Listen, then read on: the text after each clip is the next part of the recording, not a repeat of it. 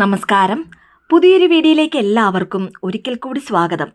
കന്നിമാസത്തിലെ അമാവാസിക്ക് തൊട്ടു മുൻപുള്ള 15 ദിവസത്തെയാണ് മഹാലയപക്ഷം എന്ന് പറയുന്നത്. മഹാലയപക്ഷത്തിന്റെ പ്രാധാന്യം എന്തെല്ലാമാണെന്നും കൂടാതെ മഹാലയപക്ഷത്തിൽ ചെയ്യേണ്ട കാര്യങ്ങൾ, ചെയ്യാൻ പാടില്ലാത്ത കാര്യങ്ങൾ ഇവയെക്കുറിച്ചുമാണ് ഇന്നത്തെ വീഡിയോയിലൂടെ പറയാൻ പോകുന്നത്. അതിനു മുൻപായി ഈ ചാനൽ ആദ്യമായി കാണുന്ന എല്ലാവരും സബ്സ്ക്രൈബ് ചെയ്യുവാനും അടുത്തുള്ള ബെൽ ബട്ടൺ പ്രസ് ചെയ്യുവാനും മറക്കരുത്.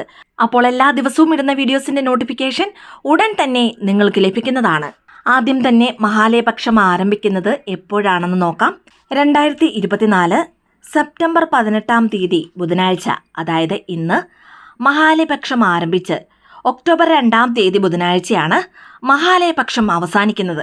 ആദ്യം തന്നെ മഹാലയപക്ഷം വരുന്ന ഈ 15 ദിവസവും നിത്യേന നമ്മൾ ചെയ്യേണ്ട വളരെ പ്രധാനപ്പെട്ട 3 കാര്യങ്ങൾ എന്തെല്ലാമാണെന്ന് നോക്കാം.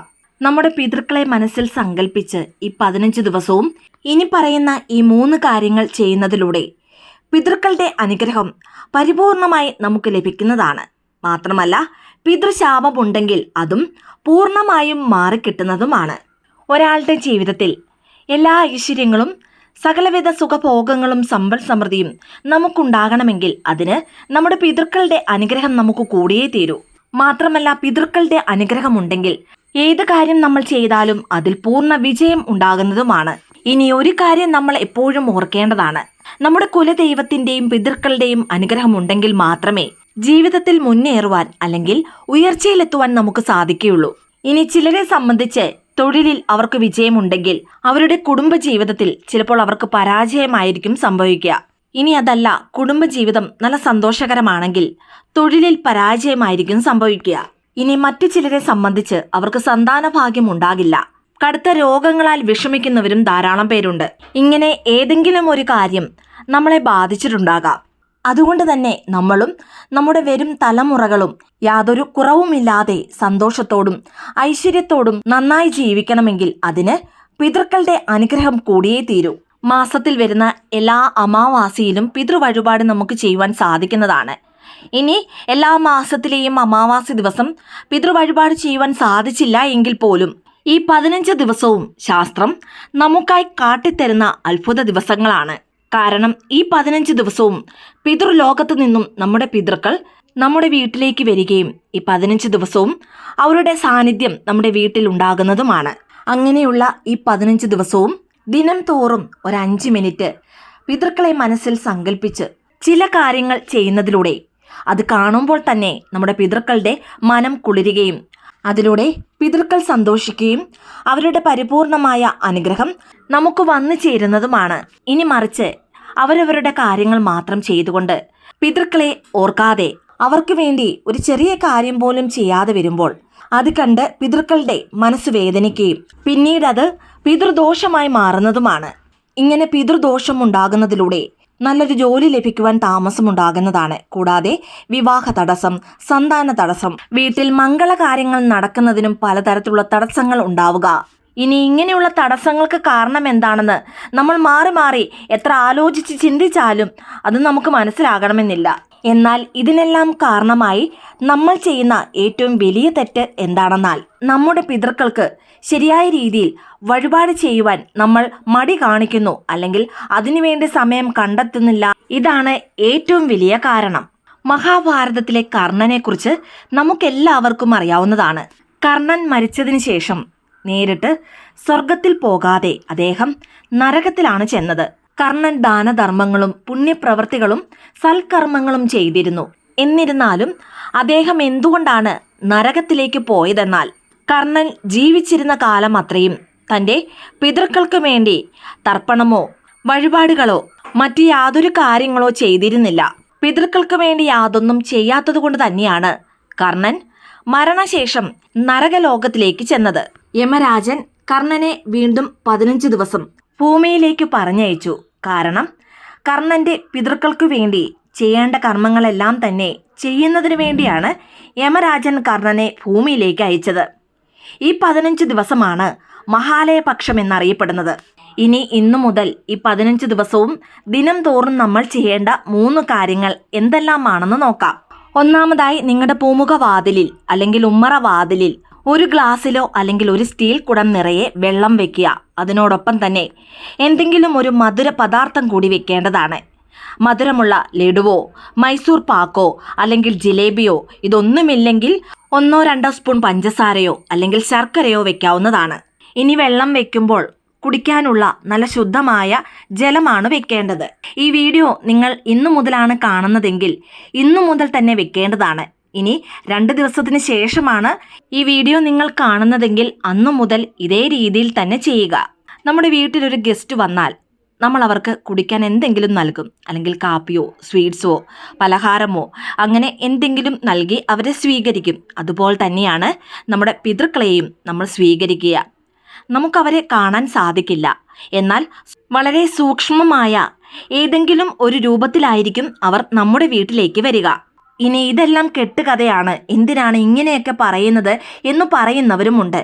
എന്നാൽ നമ്മൾ ഒരു കാര്യം മനസ്സിലാക്കേണ്ടതാണ്, ഇതെല്ലാം ശരിക്കും സത്യം തന്നെയാണ്. അതുകൊണ്ട് ഇന്നു മുതൽ ഈ വീഡിയോ കാണുന്ന എല്ലാവരും ഈ 15 ദിവസവും മറക്കാതെ തന്നെ ഈ ഒരു കാര്യം ചെയ്യേണ്ടതാണ്. ഇനി ഇന്ന് വൈകിട്ടാണ് നിങ്ങൾ ഇത് വെക്കുന്നതെങ്കിൽ നാളെ രാവിലെ ഈ വെള്ളം എടുത്ത് ചെടിയുടെ ചുവട്ടിൽ ഒഴിക്കാവുന്നതാണ്. അതുപോലെ തന്നെ നിങ്ങൾ വെക്കുന്ന സ്വീറ്റ്സ് അതെന്താണെങ്കിലും അത് ചെറുതായി നുറുക്കി ഉറുമ്പുകൾക്കോ അല്ലെങ്കിൽ കാക്കകൾക്കോ ഭക്ഷണമായി നൽകാവുന്നതാണ്. ഇനി നിങ്ങൾ പഞ്ചസാരയാണ് വെക്കുന്നതെങ്കിലും ഉറുമ്പുകളുള്ള ഒരു ഭാഗത്ത് ആ പഞ്ചസാര നിങ്ങൾക്ക് ഇട്ട് കൊടുക്കാവുന്നതാണ്. ഉറുമ്പുകൾ അത് ഭക്ഷണമാക്കുന്നതാണ്. അതിനുശേഷം വീണ്ടും പാത്രം നിറയെ വെള്ളവും ഇതേ രീതിയിൽ തന്നെ സ്വീറ്റ്സോ വെക്കാവുന്നതാണ്. ബിസ്ക്കറ്റോ പഞ്ചസാരയോ ശർക്കരയോ ലഡുവോ മധുര പലഹാരങ്ങളോ അങ്ങനെ എന്തും വെക്കാവുന്നതാണ്. നിങ്ങളുടെ പിതൃക്കളെ മനസ്സിൽ സങ്കല്പിച്ച് നിങ്ങൾ ചെയ്യുന്ന ഈ ഒരു കർമ്മം ഒരിക്കലും വേസ്റ്റ് ആകില്ല. കാരണം നിങ്ങൾ ചെയ്യുന്ന ഈ ഒരു കാര്യത്തിന് 100% ഫലം ലഭിക്കുന്നതാണ്. ഇതിലൂടെ ലഭിക്കുന്ന നല്ല ഫലങ്ങൾ നിങ്ങൾക്ക് അനുഭവിക്കാവുന്നതാണ്. അതിനോടൊപ്പം തന്നെ നിങ്ങളുടെ മക്കൾക്കും ഇതിൻ്റെ ഫലങ്ങൾ വന്നു ചേരുന്നതാണ്. അതുകൊണ്ട് ഈ 15 ദിവസവും നിങ്ങളുടെ വീടിൻ്റെ ഉമ്മറ വാതിലിൽ ഒരു പാത്രം നിറയെ വെള്ളവും അതിനോടൊപ്പം ഒരു ബിസ്ക്കറ്റ് എങ്കിലും ഉണ്ടാകേണ്ടതാണ്. ഇനി രണ്ടാമതായി ചെയ്യേണ്ട പ്രധാനപ്പെട്ട കാര്യം എന്താണെന്നാൽ ദിവസം തോറും നിങ്ങൾ ഭക്ഷണം കഴിക്കുന്നതിന് മുൻപായി കാക്കയ്ക്ക് ഒരു പിടി ആഹാരമെങ്കിലും നൽകുന്നത് നല്ലതാണ്. ഒരു പാത്രത്തിൽ കുറച്ച് ചോറെടുത്ത് അതിൽ തൈരും എള്ളും നല്ലതുപോലെ കലർത്തി ആ ചോറ് കാക്കയ്ക്ക് നൽകുന്നതാണ് ഏറ്റവും നല്ലത്. എന്നാൽ ഇങ്ങനെ മാത്രമേ കാക്കയ്ക്ക് ഭക്ഷണം നൽകാവൂ എന്നില്ല. ചോറിൽ തൈരും എള്ളും കലർത്തി കാക്കയ്ക്ക് നൽകുവാൻ സാധിക്കുന്നവർക്ക് അങ്ങനെ നൽകാവുന്നതാണ്. അല്ലാത്തവർ കുളിച്ച് ശുദ്ധിയോടുകൂടി വീട്ടിൽ ഏത് ഭക്ഷണമാണോ നിങ്ങൾ തയ്യാറാക്കുന്നത് അത് എച്ചിൽപ്പെടാതെ ആദ്യം കാക്കയ്ക്ക് നൽകാവുന്നതാണ്. ഇഡ്ഡലിയോ ദോശയോ ചപ്പാത്തിയോ ഇടിയപ്പമോ ചോറോ അങ്ങനെ നിങ്ങൾ വീട്ടിൽ വെക്കുന്ന ഏത് ആഹാരവും കാക്കയ്ക്ക് നൽകാവുന്നതാണ്. കാക്കയ്ക്ക് ഭക്ഷണം നൽകി നല്ലതുപോലെ നിങ്ങളുടെ പിതൃക്കളെ മനസ്സിൽ സങ്കല്പിച്ച് പ്രാർത്ഥിക്കുക. എപ്പോഴും നിങ്ങളുടെ അനുഗ്രഹം എനിക്കും എൻ്റെ തലമുറയ്ക്കും ഉണ്ടാകണമെന്ന് നല്ലതുപോലെ പ്രാർത്ഥിക്കുക. മാത്രമല്ല നിങ്ങളുടെ ജീവിതത്തിൽ എന്തെല്ലാം പ്രശ്നങ്ങളാണോ ഉള്ളത് ആ പ്രശ്നങ്ങളെല്ലാം തന്നെ എത്രയും പെട്ടെന്ന് എനിക്ക് മാറ്റിത്തരിക, ആ പ്രശ്നങ്ങൾ തീർക്കുവാനുള്ള ഒരു മാർഗം കാണിച്ചു തരണമേ എന്ന് നല്ലതുപോലെ നിങ്ങളുടെ പിതൃക്കളോട് പ്രാർത്ഥിക്കുക. ഇതിനെല്ലാം ഉപരി എൻ്റെ പിതൃക്കൾ എന്നോടൊപ്പം ഉണ്ടാകുകയും എന്നെ നേർവഴിക്ക് നടത്തുകയും നല്ല മാർഗങ്ങൾ കാട്ടിത്തരികയും ചെയ്യണമെന്ന് മനസ്സുരുക്കി പ്രാർത്ഥിക്കുക. ഇനി കാക്കയ്ക്ക് ഭക്ഷണം വെക്കുമ്പോൾ ഒരു കാരണവശാലും വെറും നിലത്ത് ഭക്ഷണം വെക്കരുത്. ഒരു പാത്രത്തിലോ അല്ലെങ്കിൽ ഒരു വാഴയിലയിലോ ഭക്ഷണം വെക്കാവുന്നതാണ്. ഇനി ഭക്ഷണത്തിനോടൊപ്പം ഒരു പാത്രത്തിൽ കുറച്ച് വെള്ളം കൂടി വെക്കേണ്ടതാണ്. ഈ 15 ദിവസവും ഈ കാര്യവും മറക്കാതെ തന്നെ ചെയ്യുക.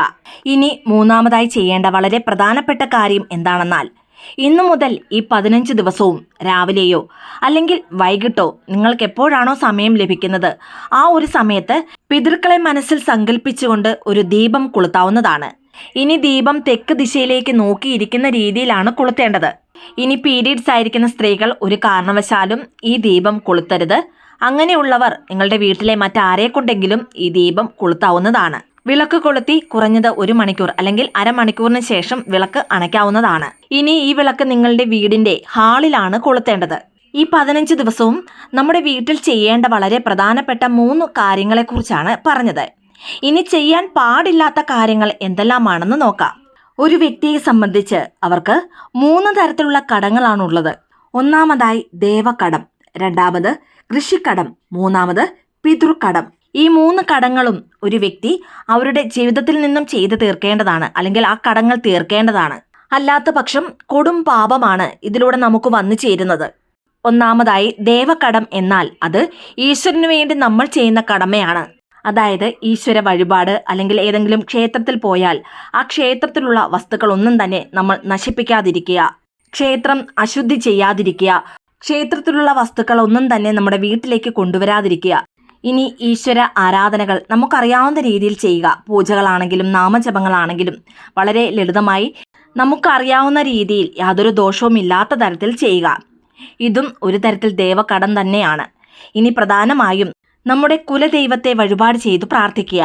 ഇതെല്ലാം നമ്മുടെ കടമയാണ്. ഇതാണ് ദേവകടം. ഇനി രണ്ടാമതായി കൃഷിക്കടമാണ്. പണ്ട് കാലത്ത് ഋഷിമാരും മുനിമാരും ഉണ്ടായിരുന്നു. അവർ വീട്ടിലേക്ക് വരുമ്പോൾ ഉപചാരപൂർവ്വം അവരെ സ്വീകരിക്കുന്നത്, ഭക്ഷണം നൽകുന്നത്, ഇതെല്ലാമാണ് കൃഷിക്കടം. എന്നാൽ ഈ കാലഘട്ടത്തിൽ അങ്ങനെയുള്ള കാര്യങ്ങളൊന്നും തന്നെ ഇല്ല. ഇനി മൂന്നാമത്തെയാണ് പിതൃകടം. ഈ പിതൃകടം ചെയ്യുന്നതിന് അല്ലെങ്കിൽ തീർക്കുന്നതിന് വേണ്ടിയാണ് മാസം തോറും അമാവാസി ദിവസമുള്ളത്. അമാവാസി ദിവസം പിതൃക്കൾക്ക് ഇഷ്ടമുള്ള കാര്യങ്ങളെല്ലാം തന്നെ ചെയ്യുക. അതിനോടൊപ്പം അവരെ മനസ്സിൽ സങ്കല്പിച്ച് ഒരു നേരത്തെ ഭക്ഷണവും അവർക്ക് നൽകുക. ഈ കാലഘട്ടത്തിൽ ഒട്ടുമിക്ക പേർക്കും ഇതിനൊന്നും സമയം ലഭിക്കാറില്ല. കാരണം ഇന്ന് വളരെ ബിസി ജീവിതമാണ് എല്ലാവരും നയിക്കുന്നത്. വളരെ ലളിതമായി കാക്കയ്ക്കൊരു നേരത്തെ ഭക്ഷണം നൽകുക, സന്ധ്യയ്ക്ക് പിതൃക്കളെ മനസ്സിൽ സങ്കല്പിച്ച് ഒരു ദീപം തെളിയിക്കുക. ഇതിലൂടെ പിതൃക്കടം നമുക്ക് തീർക്കുവാൻ സാധിക്കുന്നതാണ്. ഇനി അതല്ലെങ്കിൽ സാധിക്കുന്നവരെല്ലാവരും നിങ്ങളെക്കൊണ്ട് കഴിയും വിധം ദാനധർമ്മങ്ങൾ ചെയ്യുക. ഈ മഹാലയപക്ഷ കാലത്ത് ദാനധർമ്മങ്ങൾ ചെയ്യുന്നതിലൂടെ 10 മടങ്ങു ഫലങ്ങൾ വന്നു ചേരുന്നതാണ്. ഇനി ഈ 15 ദിവസവും ചെയ്യാൻ പാടില്ലാത്ത കാര്യങ്ങൾ എന്തെല്ലാമാണെന്ന് നോക്കാം. ഒന്നാമതായി ഈ 15 ദിവസവും നോൺ വെജ് ഭക്ഷണങ്ങൾ ഒഴിവാക്കുന്നതാണ് ഏറ്റവും നല്ലത്. നമ്മുടെ വീട്ടിൽ നോൺ വെജ് ഭക്ഷണം പാകം ചെയ്യുമ്പോഴും അത് നമ്മൾ കഴിക്കുമ്പോഴും നമ്മുടെ പിതൃക്കൾക്ക് നമ്മുടെ വീട്ടിലേക്ക് വരുവാൻ അതിനൊരു തടസ്സമുണ്ടാകുന്നതാണ്. അതുകൊണ്ട് തന്നെ സാധിക്കുന്നവർ എല്ലാവരും ഈ 15 ദിവസവും വീട്ടിൽ നോൺ വെജ് ഭക്ഷണം ഒഴിവാക്കുന്നതാണ് ഏറ്റവും നല്ലത്. ഇനി വീട്ടിൽ നോൺ വെജ് ഭക്ഷണം പാകം ചെയ്യുവാൻ പാടില്ല, എന്നാൽ പുറത്തു നിന്നും വാങ്ങി കഴിക്കാമോ എന്ന് ചോദിച്ചാൽ ആ ഒരു തെറ്റും ചെയ്യാതിരിക്കുന്നതാണ് ഏറ്റവും നല്ലത്. ഒരു വീട്ടിൽ ഇപ്പോൾ ആരെങ്കിലും മരണപ്പെട്ടാൽ ആദ്യത്തെ 15 ദിവസം എപ്രകാരമാണോ നമ്മൾ ശുദ്ധവൃത്തിയോടുകൂടി ആചരിക്കുന്നത്, അതേ രീതിയിൽ തന്നെ ഈ 15 ദിവസവും നല്ല ശുദ്ധവൃത്തിയോടുകൂടി നോൺ വെജ് ഭക്ഷണങ്ങൾ ഒഴിവാക്കി നമ്മുടെ വീട് തന്നെ അതിനായി ഒരുക്കേണ്ടതാണ്. ഇനി രണ്ടാമതായി ഈ 15 ദിവസവും മുടി വെട്ടുക, നഖം വെട്ടുക, ഷേവ് ചെയ്യുക, ഈ കാര്യങ്ങളും ഒഴിവാക്കുന്നതാണ് ഏറ്റവും നല്ലത്. ഇനി നമ്മുടെ ജീവിതത്തിലെ വളരെ പ്രധാനപ്പെട്ട തീരുമാനങ്ങളൊന്നും തന്നെ ഈ 15 ദിവസത്തിൽ എടുക്കാതിരിക്കുന്നതാണ് ഏറ്റവും നല്ലത്. ഇനി ജോലി സംബന്ധമായി ഏതെങ്കിലും മീറ്റിങ്ങുകൾ ഉണ്ടെങ്കിൽ അങ്ങനെയുള്ളവർക്ക് നല്ല നീറ്റായിട്ട് വേണം അവിടെ പ്രസന്റ് ചെയ്യുവാൻ. അങ്ങനെയുള്ളവർക്ക് മുടി വെട്ടാതിരിക്കുവാനോ അല്ലെങ്കിൽ നഖം കട്ട് ചെയ്യാതിരിക്കുവാനോ ഷേവ് ചെയ്യാതിരിക്കുവാനോ ചിലപ്പോൾ സാധിക്കണമെന്നില്ല. അങ്ങനെ ഒഴിവാക്കാനാവാത്ത സാഹചര്യം വരുമ്പോൾ ആ രീതിയിൽ ചെയ്യുക. അല്ലാത്തവർ 15 ദിവസത്തിന് ശേഷം ഇതെല്ലാം ചെയ്യുന്നതാണ് നല്ലത്. ഇനി അടുത്തതായി പിതൃവഴിപാട്, തർപ്പണം അല്ലെങ്കിൽ അവർക്ക് ഒരു നേരത്തെ ഭക്ഷണം ഇതെല്ലാം നൽകുന്നത് സൂര്യൻ ഉദിച്ചിരിക്കുമ്പോൾ മാത്രമാണ്. ഒരു കാരണവശാലും സൂര്യാസ്തമയത്തിന് ശേഷം ഇതൊന്നും ചെയ്യുവാൻ പാടില്ല. അതുകൊണ്ട് തന്നെ മഹാലയ അമാവാസി ദിവസം പിതൃവഴിപാട് ചെയ്യുന്നവർ മാക്സിമം ഒരു 2 മണിക്ക് മുൻപ് അത് ചെയ്തു തീർക്കേണ്ടതാണ്. ഇനി പിതൃവഴിപാടുകൾ ചെയ്യുന്നവർ ബ്രഹ്മചര്യം പാലിക്കേണ്ടതാണ്. അതായത് പിതൃക്കൾക്ക് വേണ്ടി നമ്മൾ എന്ത് ചെയ്താലും അതെല്ലാം എല്ലാ തരത്തിലും ശുദ്ധവൃത്തിയോടുകൂടി വേണം ചെയ്യുവാൻ. അതുകൊണ്ട് തന്നെ ഈ 15 ദിവസവും അറിഞ്ഞുകൊണ്ട് ഈ പറഞ്ഞ കാര്യങ്ങൾ ചെയ്യാതിരിക്കുവാൻ ശ്രദ്ധിക്കുക. വീഡിയോയിൽ പറഞ്ഞതുപോലെ തന്നെ ഈ 15 ദിവസവും ചെയ്യേണ്ടതും ചെയ്യരുതാത്തതുമായ കാര്യങ്ങൾ ശ്രദ്ധിച്ചുകൊണ്ട് മുന്നോട്ട് പോയാൽ ഉറപ്പായും പിതൃക്കളുടെ പരിപൂർണമായ അനുഗ്രഹവും നമുക്ക് വന്നു ചേരുന്നതാണ്. വീഡിയോ ഇഷ്ടമായ ലൈക്ക് ചെയ്യാനും മറ്റുള്ളവരിലേക്ക് ഈ വീഡിയോ ഷെയർ ചെയ്ത് കൊടുക്കാനും മറക്കരുത്.